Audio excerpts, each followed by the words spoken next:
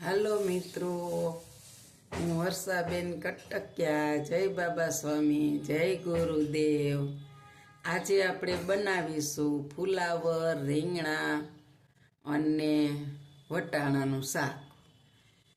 તો હવે આપણે શાક બનાવવાનું શરૂ કરીશું. એને માટે આપણે ગેસ જગાવીશું. હવે આપણે કુકર ચડાવીશું.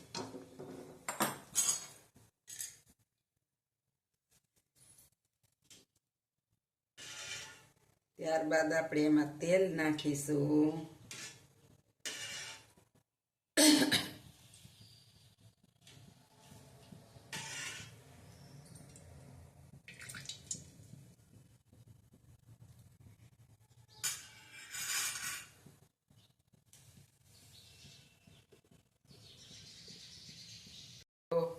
જો આપણું તેલ આવી ગયું છે, હવે આપણે આમાં 3 થી 4 કળી ઝીણી સુધારી લીધી છે લસણની, એ નાખીશું.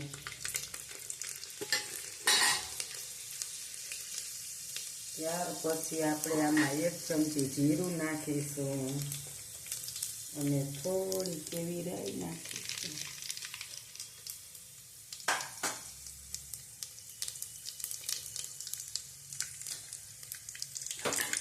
હાલો, હવે આપણે હિંગ નાખીશું 1 સ્પૂન. હવે આપણે 1 નાની એવી ડુંગળી નાખીશું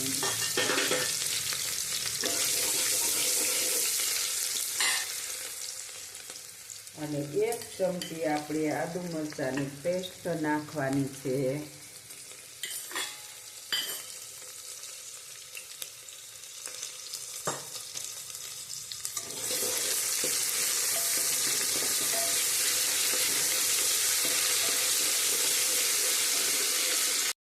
હવે આપણે આની અંદર ટમેટા નાખી દઈશું ગ્રેવી કરવા.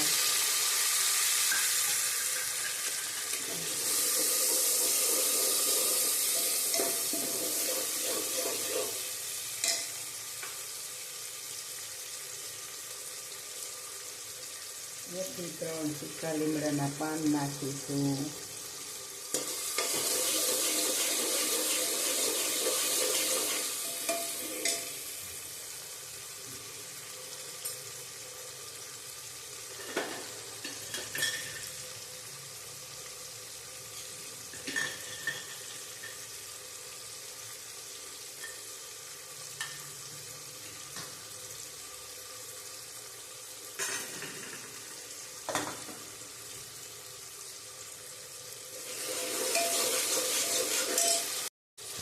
હાલો, હવે આપણે આમાં લેશું થોડો હળદર પાવડર, આપ જોઈ શકો છો. અને આપણે લસણ મરચાંની પેસ્ટ નાખી છે એટલે આપણે થોડુંક એવું મરચું પાવડર લેશું. 1 ચમચી ધાણા જીરું પાવડર લેશું અને 1 પિંચ ગરમ મસાલો લેશું આપણે.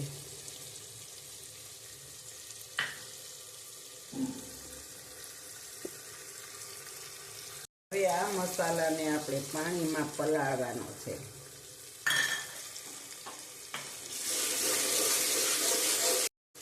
આપણે સ્વાદ અનુસાર નિમક નાખી દઈશું. હવે અને હવે આપણા ટમેટા પોણા ભાગના અસલ ગ્રેવી જેવા થઈ ગયા છે, પછી શાકમાં ચડી જશે. હવે આપણે આ મસાલો નાખવાનો છે જે પલાળ્યો ને એ.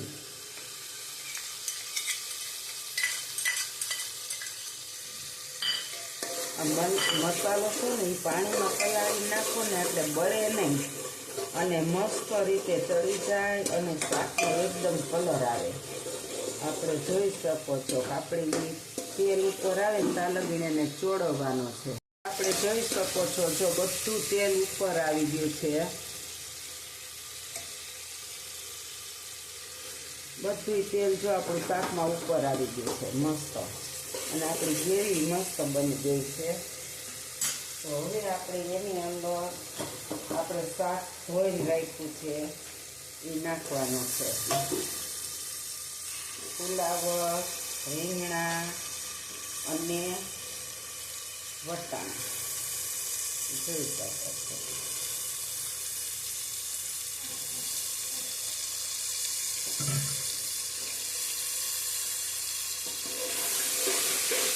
હવે આપણે એને તેલમાં ફેરવી લઈશું અને થોડીક વાર હવે આપણે આને તેલમાં ચડવા દેશું. જો આપણે તેલમાં ગ્રેવીમાં શાકને ફેરવું છે. હવે તેલ ઉપર આવી ગયું છે ગ્રેવીનું બધું અને મસ્ત તેલમાં હળહળી ગયું છે. હવે આપણે એમાં જરૂર મુજબ પાણી નાખીશું મસ્તીનું. જો તેલ ઉપર બધું આવી ગયું છે અને હવે આપણે એમાં જરૂર મુજબ પાણી નાખવાનું છે. એ આપણે નાખી દઈશું. આપણે જે વાટકીમાં મસાલો પલાળ્યો હતો ને એ વાટકી મસાલાવાળી છે એને આપણે પાણી નાખી દઈશું.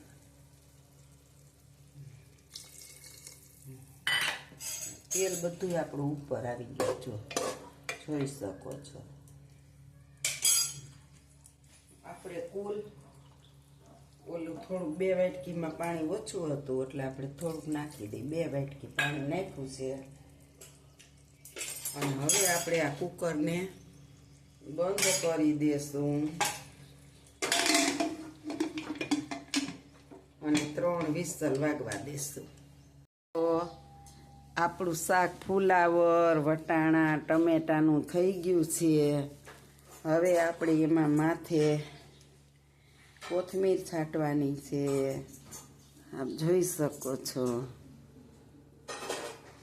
અને આપણું શાક તૈયાર છે.